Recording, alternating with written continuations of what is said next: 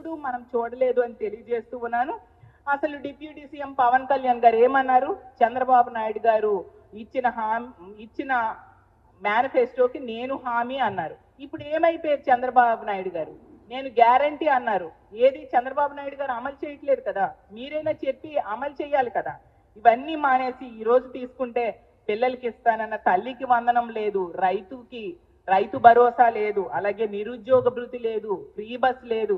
అన్ని రకాలుగా ప్రజల్ని, ముఖ్యంగా మహిళల్ని నిట్ట నిలువుగా మోసం చేశారు. ఏమంటే అసలు ఎన్నికల టైంలో వీళ్ళు ఏం చెప్పారు? మా జగన్మోహన్ రెడ్డి గారు గతంలో ముఖ్యమంత్రిగా ఉన్నప్పుడు చేసినవి, ఇచ్చిన హామీల కంటే రెండింతలు చేస్తానని చెప్పి ప్రజలు నమ్మించి అధికారంలోకి వచ్చి ఈ రోజు తీసుకుంటే ఎన్నికలు అయిపోయి 8 నెలలైన ఏ ఒక్కటి అమలు చేయలేదు సరికదా.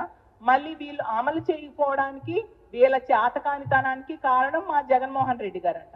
ప్రజలు